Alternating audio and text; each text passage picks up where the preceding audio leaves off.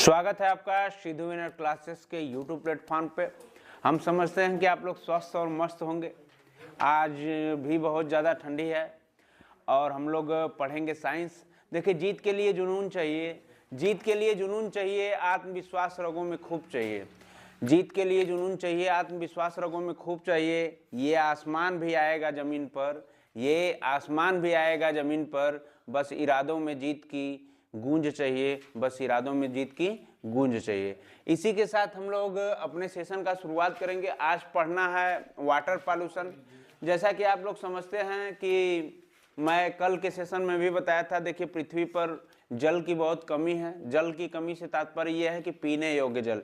मानव को क्या करना है कि उपयोग जो करता है वो जल की क्या है, हमारे यहाँ बहुत ज़्यादा कमी है। 1% से भी कम पीने योग्य जल बचा है। तो आप लोग समझ सकते हैं कि जल का जब तक संरक्षण नहीं करेंगे, जल को जब तक शुद्ध नहीं करेंगे, तब तक हम लोग अगली पीढ़ी को क्या करेंगे, बचा नहीं पाएंगे। अगर अगली पीढ़ी को बचाना है तो जल को हमको भी बचाना पड़ेगा। देखिए, प्रदूषण क्या क्या होते हैं वाटर पॉल्यूशन में, किससे किससे प्रदूषित होता है, उससे हमको संरक्षित करना है जल को। और पहले प्रदूषण को हम सीख पाते हैं कि कहाँ से प्रदूषित होता है जल।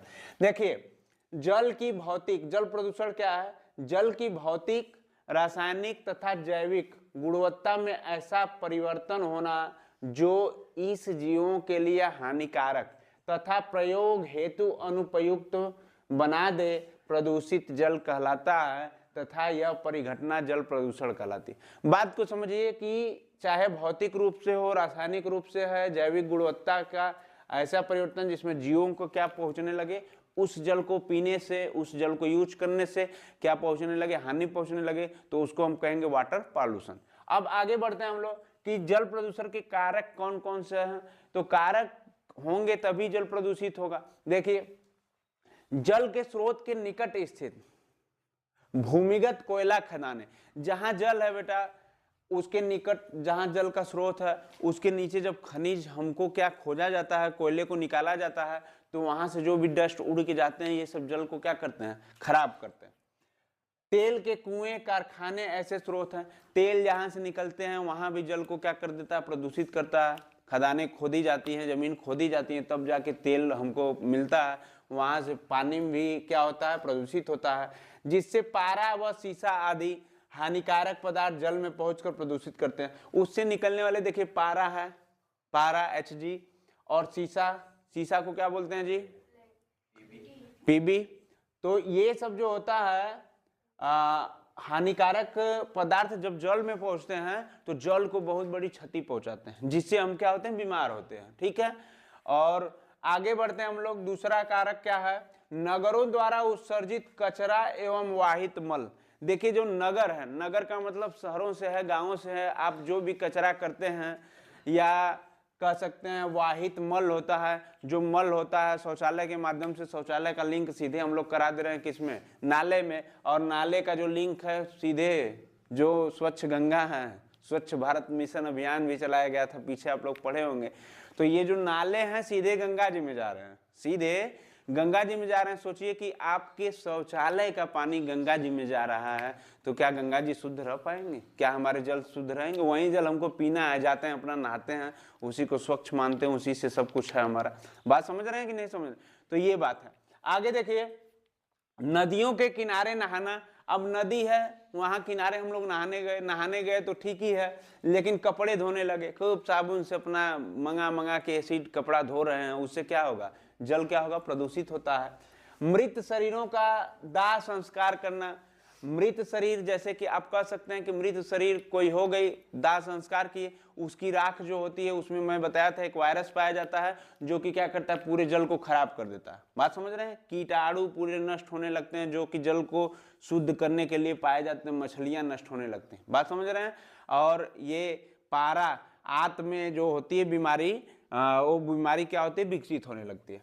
देखिए, अब बात होती है कि कुछ जो जलाते हैं हम लोग बॉडी को, चाहे कारक जो भी हो, ठंडी हो, चाहे उसका प्रभाव, या बरसात होने लगती है तो पूर्ण रूप से बॉडी जल नहीं पाती है। हम लोग क्या करते हैं, कोई आधी जली बॉडी को क्या करते हैं, गंगा जी में या नदियों में क्या करते हैं, छोड़ देते हैं, तो वो क्या करता है कि डिस्टर्ब करता है, पूरा प्रदूषित कर देता है जल को। बात समझ रहे हैं? आगे देखिए, घरों से उत्पन्न अपशिष्ट जल में बर्तन, अब जो जल होता है घरों से उत्पन्न, जिसमें बर्तन धोना है, फर्श साफ करना है, नहाना है, कपड़े धोना है इत्यादि में प्रयुक्त साबुन, दीमक, मक्खी, मच्छर, काकरोच इत्यादि को मारने के लिए प्रयुक्त पदार्थ विद्यमान रहते हैं। अब बताइए हम लोग क्या करते हैं, बर्तन धोते हैं, उसका पानी कहाँ जाता है, नाले में जाता है, नाला का पानी कहाँ जाता है, नदियों में। उसके बाद देखिए फर्श साफ करते हैं, वो भी एसिड ओसिड मिला के ही करेंगे। नहाने, कपड़े धोने, नहाने का, अब तो लोग देखिए हमारी एक पावन भूमि है जिसको हिंदू नगरी कहा जाता है उत्तराखंड, आप वहाँ जाएंगे तो वहाँ लोग शैम्पू भी नहीं लगा पाते हैं गंगा जी में। नदियों में जाते हैं नहाने के लिए तो केवल नहा के बाहर आते हैं, अगर शैम्पू वहाँ पे पैकेट वैकेट आप फाड़ेंगे, साबुन वाबुन लगाना वर्जित है, अगर लगाएगा कोई तो फिर दिक्कत हो जाती है।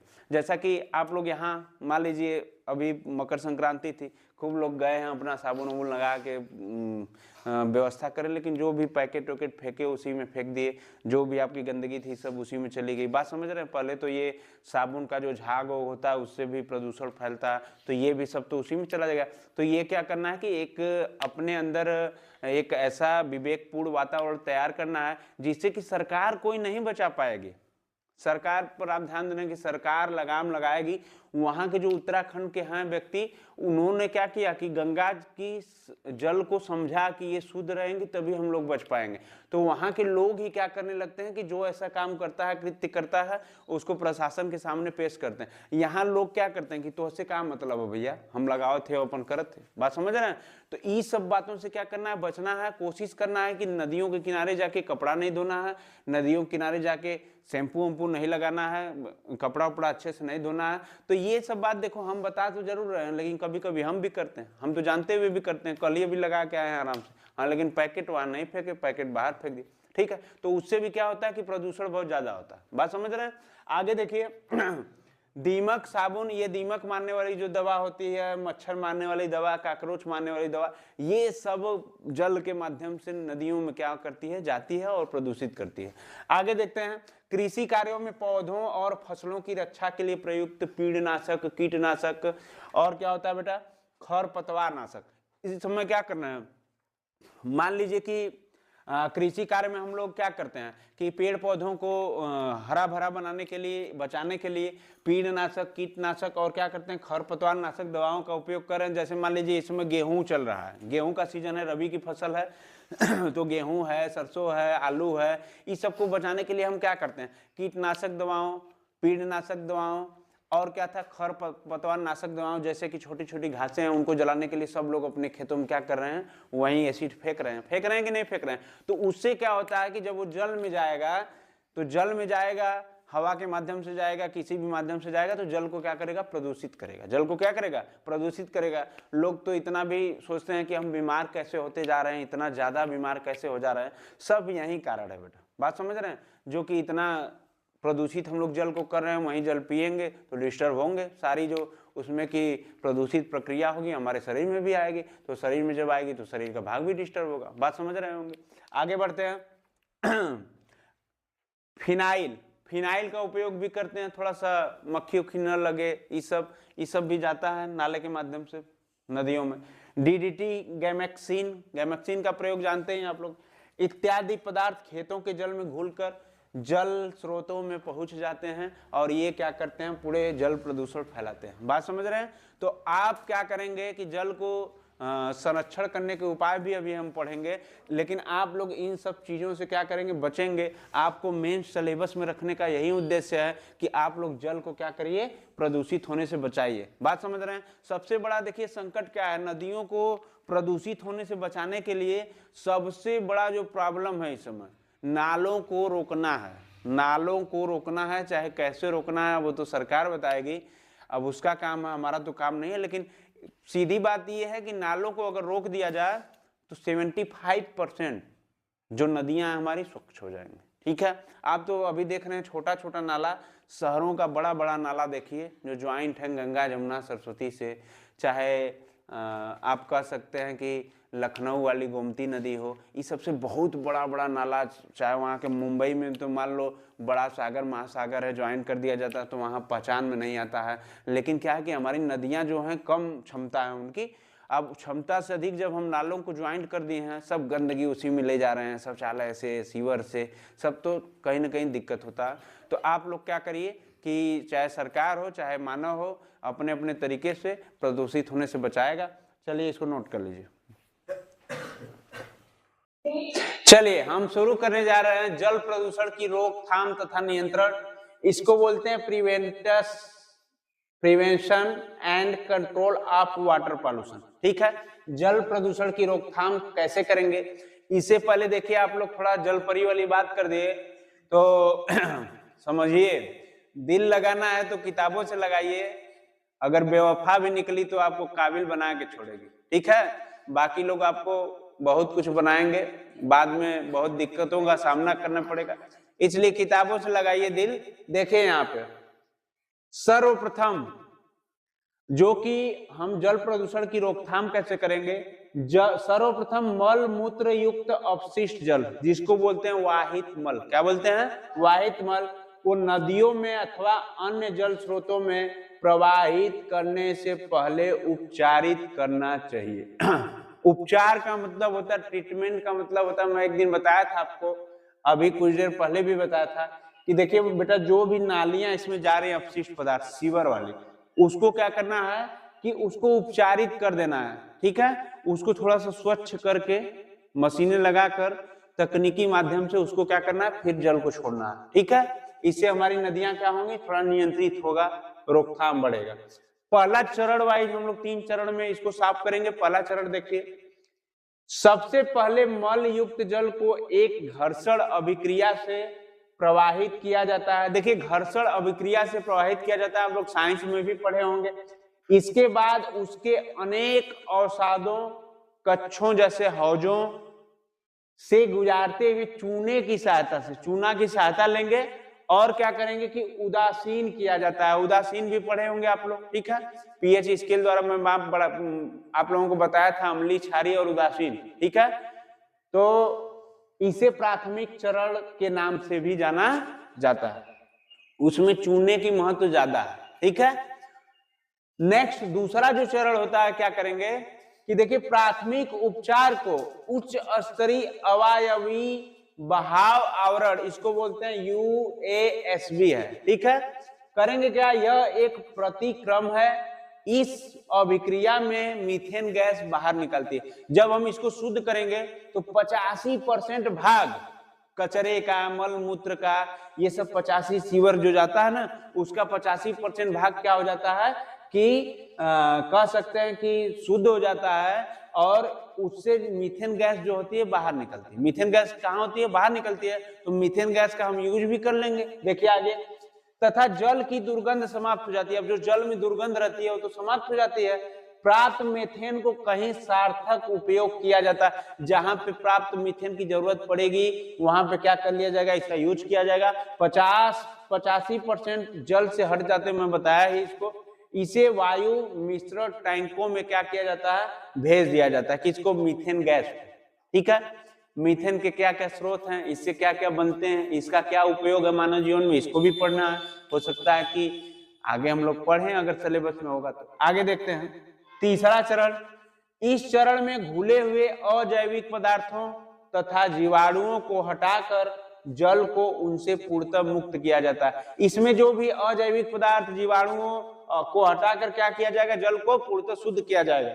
उसके बाद क्या किया जाएगा कि बचा हुआ भोजन, कागज, सड़ती हुई वनस्पति, जैसे घरों में होता है ना, बचा हुआ भोजन होता है, कागज होता है, सड़ती हुई वनस्पति, प्लास्टिक होता है, आदि को खुले नाले नालियों में नहीं फेंकना चाहिए। सबसे बड़ा तो मानव कष्टदायक है, जो घर से निकलते हैं, घर से क्या निकलते हैं, भोजन निकलते हैं, बच जाता है भोजन, इसको बगल में नाला जा रहा है उसी में डाल दिया हम।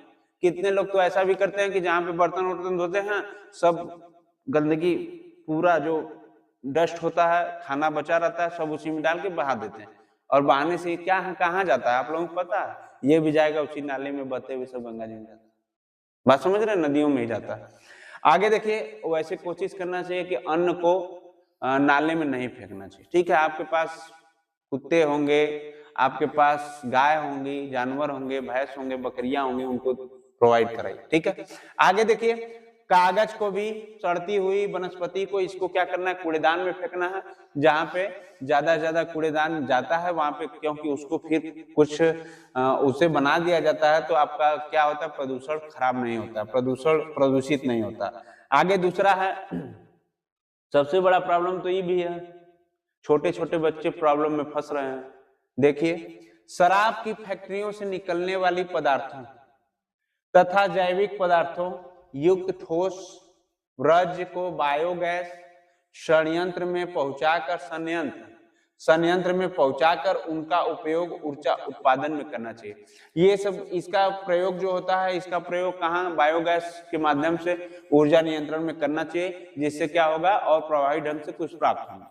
आगे तीसरा है, समुद्र तथा अन्य जल स्रोतों के जल पर बनी तेल रिसाव की परत को चूसण तकनीकी द्वारा हटा देना चाहिए। चूसण तकनीकी क्या होता है कि जैसे यहाँ पे कोई पदार्थ है, बात समझ रहे हैं, ऊपर है पदार्थ, मान लीजिए तेली पदार्थ, इसको क्या करता है, बाहर कर दिया जाता है, ठीक है, उससे अलग किया जाता है, उससे चूसण कहते हैं। क्या कहते हैं, चूसण। तो हटा देना चाहिए। इसके अवशोषण के लिए लकड़ी के बुरादे भी प्रयोग भी किए जाते हैं। होता क्या है कि ऐसे लकड़ी का बुरादा फेंक दिया जाता है और तकनीकी के माध्यम से इसको क्या किया जाता है, खींच लिया जाता है, चूस लिया जाता है। बात समझ रहे हैं? तो ये क्या करता है, बाहर निकल जाता है। तो ये रहा जल प्रदूषण की रोकथाम तथा नियंत्रण। और भी छोटी छोटी बातें हैं जो कि जल को हम क्या कर सकते हैं, संरक्षित सुरक्षित कर सकते हैं। मैं जैसा कि बताया, आप अपने कूड़ा जो करते हैं उसको कूड़ेदान में ही फेंकिए। बात समझ रहे हो, उसको खुली नालियों में मत फेंकिए। उससे क्या होता है कि जल आपका अशुद्ध रहता है। और एक बात है कि जो बोरिंग जल है, ठीक है, वो आता है, उसका पानी क्या होना चाहिए, उसका पानी जो है कि नाले में आप कन्वर्ट कर दीजिए, उसका पानी उसी में न जाए, इसका भी बात ध्यान रखना, ठीक है। तो ऐसे हम लोग क्या कर सकते हैं, जल प्रदूषण की रोकथाम और नियंत्रण कर सकते हैं। ठीक है, आज के लिए इतना ही।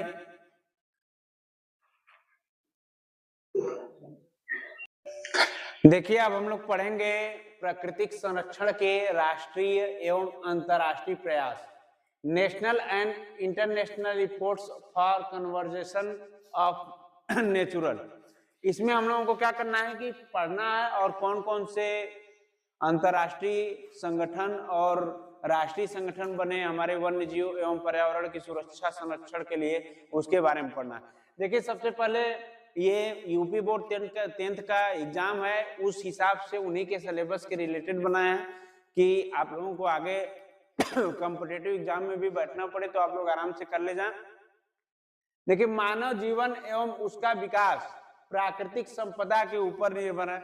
आप लोगों को पता है कि जो भी मानव जीवन है, चाहे जीव जंतु का विकास है, पेड़ पौधों का विकास है, ये सब नेचुरली है। आप कह सकते हैं कि प्राकृतिक संसाधनों पर ही निर्भर है। दूसरा चीज, प्राकृतिक संपदा को बचाने या समस्या को सुलझाने हेतु विश्व में अंतर्राष्ट्रीय संगठनों का गठन हुआ। देखिए, आप कोई भी गलती करते हैं आप कोई भी गलती करते हैं तो आपको बचाने के लिए, आपको सुसज्जित करने के लिए एक टीम लगी होती है, चाहे पुलिस की टीम हो, चाहे कोर्ट की टीम हो। उसी तरह हम लोग जब गलती पर गलती करते जाते हैं अपने पर्यावरण के साथ, तो उसको संतुलित, उसको बचाने के लिए, उसको उसकी समस्याओं पर विचार, संगठन और समस्याओं को सुलझाने के लिए एक संगठन राष्ट्रीय और अंतर्राष्ट्रीय अंतर पे क्या बनता है, स्तर पे संगठन का निर्माण होता है। जैसे पहला कह सकते हैं कि प्राकृतिक संरक्षण के लिए अंतर्राष्ट्रीय प्रयास। हमारे कौन कौन से ऐसे अंतर्राष्ट्रीय संगठन बने जो कि प्रयास किए प्रकृति को बचाने के लिए? तो फर्स्ट जो है हम लोग देखते जाते हैं बारी बारी से। देखिए, सन 1902 की बात है, हमारा देश कब आजाद हुआ? हमारा देश 1947 में आजाद हुआ। तो ये बात जो अंतर्राष्ट्रीय पर्यावरण को बचाने की थी, ये 1902 की है। में सभी यूरोपीय देशों ने पेरिस में, कहां पे? पेरिस में। आपसे यही एग्जाम में पूछता है कि सर्वप्रथम जो अंतर्राष्ट्रीय प्रयास हुए 21 सन में हुए, 1902 में हुए, किस जगह पे हुए? पेरिस में हुए। और कौन से देश थे? यूरोपीय देशों ने। प्रकृति संरक्षण के एक अंतर्राष्ट्रीय शपथ पत्र पर हस्ताक्षर किए। एक शपथ पत्र तैयार किया गया और सभी यूरोपीय देश ने पेरिस में 1902 में मिलकर क्या किए, उस पर एक शपथ पत्र पे सिग्नेचर करते हैं। क्या करते हैं बताते हैं आगे। अब जो दूसरा प्रयास हुआ 1948 में हुआ, 47 में देखिए हम लोग आजाद हो गए, 48 की बात है। 1948 में पारिस्थितिक संकटों का अध्ययन करने तथा उन पर सुझाव देने के लिए एक अंतरराष्ट्रीय संगठन, वेरी वेरी इंपॉर्टेंट, IUCNR का क्या हुआ, गठन हुआ। वेरी वेरी इंपॉर्टेंट कर लीजिए कि IUCNR का जो संगठन बना अंतरराष्ट्रीय, इसको कब बनाया गया, तो बोलोगे 1948 में। अब इसका फुल फॉर्म एग्जाम में पूछ देगा कि IUCNR का फुल फॉर्म क्या होता है। देखिए फुल फॉर्म इंटरनेशनल, आई से इंटरनेशनल, यू से यूनियन, फॉर द क्या होता है, conservation of natural and natural resources. ठीक है, इसका फुल फॉर्म है, भूलिएगा मत बेटा, परीक्षा में 100% छप के आएगा, IUCNR 1948, और इसका फुल फॉर्म याद कर लीजिएगा। आगे बढ़ते हैं कि स्थापना हो। अब देखिए जो ये IUCNR हुआ, इसका कार्यालय कहाँ खोला गया, कोई भी मान लो काम हम लोग करेंगे तो एक जगह रहेगा ना, वहीं से ना काम करेंगे, तो इसका जो कार्यालय खुला ये स्विट्जरलैंड में खोला गया। तो बात होगी कि 1948 में अंतरराष्ट्रीय संगठन IUCNR का गठन हुआ और ये कहाँ खोला गया, स्विट्जरलैंड में। अब इसका संकलित उद्देश्य क्या था इसको खोलने का, देखिए क्या था, लाल आंकड़ों की किताब, लाल आंकड़ों की किताब, जैसे उसमें क्या था, दुर्लभ तथा विलुप्त जातियों का पता लगाना। अब जाति का मतलब ये मानव जाति नहीं, जाति का मतलब है जो कि हमारे जीव जंतु कहाँ विलुप्त होते जा रहे हैं उसका पता लगाइए। जैसे एक बीच में मामला है गौरैया पक्षी, ठीक है, कहाँ विलुप्त होते जा रहे हैं, क्यों विलुप्त होते जा रहे हैं, इसका देखिए यही पता लगाया IUCNR ने। ठीक है, जब पता लगा तो उसमें पाया गया कि आप लोग जो मोबाइल यूज कर रहे हैं उसका नेटवर्किंग फील्ड जो बन रहा है, उसी नेटवर्क की वजह से क्या हो रहे हैं कि गौरैया पक्षी डेथ कर जा रहे हैं। बात समझ रहे हैं, उनकी संख्या आप देखो नहीं दिख रही है, नहीं तो पहले बहुत गौरैया पक्षी दिखते थे। अब देखिए तो समझ गए होंगे, IUCNR स्विट्जरलैंड 1948, इसका फुल फॉर्म याद कर लीजिएगा। ये संकलित किस उद्देश्य के लिए हुआ, लाल आंकड़ों की किताब, इसको मत भूलिएगा। उसके बाद इसमें क्या किसका अध्ययन किया जाता है, दुर्लभ तथा विलुप्त जातियों को खोजा जाता है कि इसका पता लगाया जाता है कि कहाँ गया। बात समझ रहे हैं, आगे देखिए सी, सन 1962 में देखिए हम लोग चले 1902 से 1948 दूसरा कार्यक्रम हुआ, तीसरा जो अंतरराष्ट्रीय व्यापार संगठन बनाया गया ये 1962 की बात है, में IUCNR के सहयोगी संगठन विश्व वन्य जीवन कोष WWF। अब देखिए एक ऐसा लगा ना इसको IUCNR को ऐसा लगा कि हम अकेले हैं, तो एक संगठन ने और इसके साथ आया, उसका क्या नाम है, विश्व वन्य जीवन कोष, जैसे कि WWF। तो WWF का फुल फॉर्म आपसे पूछ देगा, क्या पूछेगा, वर्ल्ड वाइल्ड लाइफ फंड। बात समझ रहे हैं, इसको चलाने के लिए फंड की भी आवश्यकता चाहिए। अब देखिए इसका पता कब, 1962 में। ठीक है, इसकी भी स्थापना हुई 1962 में WWF की। अब देखिए इसको निम्न कार्य सौंपे गए। अब इसका कार्य क्या रहेगा WWF का, किसके साथ मिलकर, IUCNR के साथ मिलकर क्या काम करेगा ये, देखिए पहला काम करेगा संरक्षण संबंधी आवश्यकताओं तथा परियोजनाओं को प्रोत्साहन देगा। देखिए जो भी संरक्षित करने का मनोबल ये बढ़ाएगा, सीधी बात है, प्रेरित करेगा लोगों को। आगे देखिए संरक्षण कार्यक्रमों का विस्तार करेगा, इसको जोड़ता जाएगा दूसरे व्यक्ति से। बात समझ रहे हैं, इसको इसका विस्तार करने का काम करेगा। तीसरा जो है विलुप्त होने वाले जीवों के आवास तथा जीव जातियों को संरक्षण प्रदान करना। ये जो विलुप्त हो रहे हैं जानवर जीव जंतु, इनका आवास क्या है, घर का क्या है, उसका पता लगाना, उसको घर बनाना। ठीक है, ये सब काम जातियों को संरक्षित करने का प्रदान किया गया किसको, WWF को। आगे चौथा है संरक्षण संबंधी शिक्षा एवं प्रशिक्षण का फैलाव करना, इनको बचाने के लिए, संरक्षण करने के लिए लोगों में शिक्षा क्या होना, फैलाव करना, प्रशिक्षित करना लोगों को। बात समझ रहे हैं, तो ये लिख लीजिए, आगे डी हम करा रहे हैं आपको, पहले नोट कीजिए। देखिए सन 1963 में अंतरराष्ट्रीय जैव कार्यक्रम स्थापित हुआ। तो आप क्या करेंगे, सन 1963 में अंतरराष्ट्रीय जैव कार्यक्रम स्थापित हुआ, यह प्रश्न बनेगा एग्जाम में। इसके अंतर्गत जैव समस्याओं का अध्ययन किया जाता है। जैसे इसमें कितने जैव समस्याएं, देखिए संयुक्त राष्ट्र का पर्यावरण का कार्यक्रम 1972, ये भी बहुत इंपॉर्टेंट है, आपसे पूछ देगा एग्जाम में कि संयुक्त राष्ट्र का पर्यावरण कार्यक्रम कब हुआ, तो बताइएगा 1972 में। नेक्स्ट, आधुनिक समाज की चुनौतियों से संबंधित कमेटी कब बनी, कि आधुनिक समाज में जो चुनौतियां हैं इससे निपटने के लिए आप क्या करेंगे, तो ये कमेटी बनी 1969 को। नेक्स्ट है, संयुक्त राष्ट्र संघ का आर्थिक सहयोग होगा, ठीक है, ये बात डी वाले की थी, तो आप लोग कर लीजिएगा। दूसरा है कि प्रकृति संरक्षण के राष्ट्रीय प्रयास, अंतरराष्ट्रीय तो हम लोग पढ़ लिए, राष्ट्रीय प्रयास क्या हुए राष्ट्र में, तो इसके देखिए Bombay natural history society, Bombay natural history society जिसको बोला जाता है BNHS, इसका प्रयोग किया गया राष्ट्रीय प्रयास में। दूसरा है वन्य जीवन भारती परिषद IBWL, Indian board of wild life, इसका प्रयोग हुआ। देखिए तीसरा प्रयास जो हमारा था भारतीय वन्य जीवन संरक्षण सोसाइटी, इसको बोलते हैं इंग्लिश में wild life preservation society of Indian, जिसको बोलते हैं WPSI। चौथा है बेटा जूलॉजिकल सर्वे ऑफ इंडिया, इसको बोलते हैं ZSI।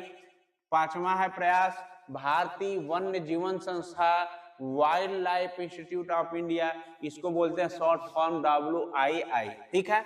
तो आपसे जब भी पूछेगा तो इसका फुल फॉर्म ज्यादा पूछता है, तो आप लोग BNHS का फुल फॉर्म जानते रहिए, उसके बाद IBWL का फुल फॉर्म जानते रहिए, WPSI का फुल फॉर्म जानते रहिए, ZSI का फुल फॉर्म जानते रहिए, और wild life institute of India WII का फुल फॉर्म जानते रहिए, ठीक है। आगे बढ़ते हैं। अब देखिए भारत की बात होगी, राष्ट्रीय प्रयास तो हुए, भारत में पर्यावरण संरक्षण हेतु क्या नियम बनाए गए। देखिए फर्स्ट नियम जो बना, प्राणियों के प्रति क्रूरता निवारण अधिनियम 1960, ठीक है। प्राणियों के प्रति क्रूरता का मतलब होता है आप उनसे क्या करें, नाराज हैं उनसे, उनको क्या दुश्मन अपना समझते हैं, ठीक है। तो ये 1960 में बना। दूसरा वायु प्रदूषण नियंत्रण तथा रोकथाम अधिनियम, ये 1981 में बना। तीसरा वन संरक्षण अधिनियम, वेरी वेरी इंपॉर्टेंट, वन संरक्षण अधिनियम, ये भारत में बना 1980 में, ठीक है। 1980 में बहुत ही इंपॉर्टेंट है, आप कर लीजिए कि बहुत ज्यादा इंपॉर्टेंट है, इसको नोट कर लीजिएगा, वन संरक्षण अधिनियम। नेक्स्ट पर्यावरण सुरक्षा अधिनियम, ये भी बहुत वेरी वेरी इंपॉर्टेंट है, पूछता है एग्जाम में कि पर्यावरण सुरक्षा अधिनियम कब हुआ, तो 1986 में हुआ। नेक्स्ट जल संरक्षण तथा प्रदूषण नियंत्रण अधिनियम 1974 में। जल पे संरक्षण प्रदूषण के लिए कब बना अधिनियम, 1974 में बना। वन्य जीव सुरक्षा अधिनियम 1972 में बना था, तथा संशोधन वर्ष इसमें कुछ संशोधन किए गए 1991 में। नेक्स्ट है मोटर, ये भी तो प्रदूषण फैलाते हैं, तो मोटर वाहन अधिनियम 1938 में बना, वेरी वेरी इंपॉर्टेंट। और इसमें जब संशोधन किया गया तो 1938 का पहले का था, हमारा देश उस समय आजाद नहीं था, जब संशोधन वर्ष हुआ 1988 में, इसमें अनेकों परिवर्तन किए गए। ये रहा आपका भारत में पर्यावरण संरक्षण हेतु परिवर्तन, आप लोग इसको याद कर लेंगे क्योंकि परीक्षा में इससे काफी प्रश्न बनते हैं। तो आज के लिए इतना ही रहने देते हैं। अगर वीडियोज आपको पसंद आई हो, क्लास हमारी अच्छी लगती हो, तो आप एक लाइक, सब्सक्राइब, कमेंट और शेयर जरूर करते रहिए। धन्यवाद।